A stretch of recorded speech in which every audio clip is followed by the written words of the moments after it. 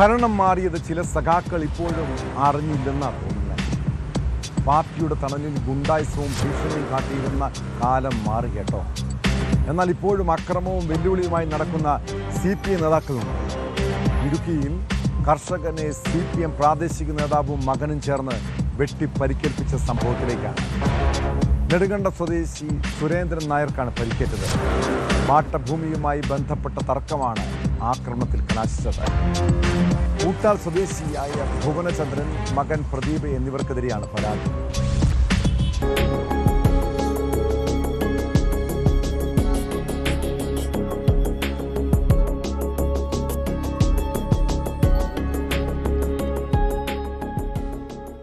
സ്വദേശിയായ CPM പ്രാദേശിക നേതാവ് തമ്പി എന്നറിയപ്പെടുന്ന ഭുവനചന്ദ്രൻ നായരും ഇയാളുടെ മകൻ പ്രദീപും ചേർന്ന് സുരേന്ദ്രനെ വീട്ടിൽ കയറി ആക്രമിച്ചെന്നാണ് പരാതി. ഇയാളുടെ തലയ്ക്ക് പരിക്കേറ്റിട്ടുണ്ട്. സുരേന്ദ്രന്റെ ഭൂമിയുടെ പാട്ടക്കരാർ സംബന്ധിച്ച തർക്കമാണ് ആക്രമണത്തിൽ കലാശിച്ചത്.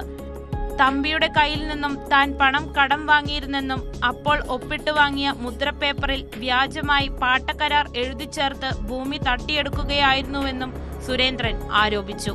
നിലവിൽ തമ്പിയും കുടുംബവും ഭൂമിയിൽ കയറുന്നതിന് കോടതി വിലക്കേർപ്പെടുത്തിയിട്ടുണ്ട്. ഇത് ലംഘിച്ച് ആയുധങ്ങളുമായി വീട്ടിൽ അതിക്രമിച്ചു കയറി ആക്രമണം നടത്തുകയായിരുന്നു എന്നാണ് ആരോപണം.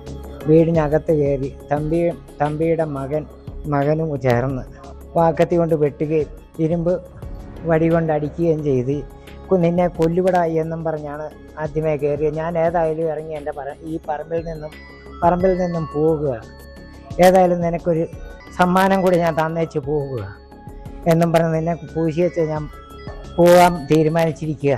ആ ഓർഡറിനെ ലംഘിച്ച് മകനും 4 പേര് കൂടി പരിക്കകത്ത് കയറി അടിക്കുകയായിരുന്നു ചെയ്തത്. സുരേന്ദ്രൻ നെടുങ്കണ്ടം താലൂക്ക് ആശുപത്രിയിൽ ചികിത്സയിലാണ്.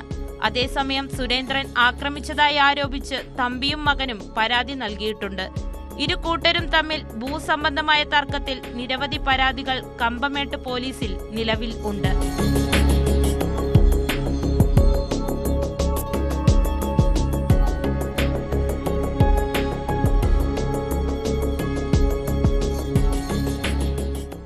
ന്യൂസ് 18 ഇടുക്കി.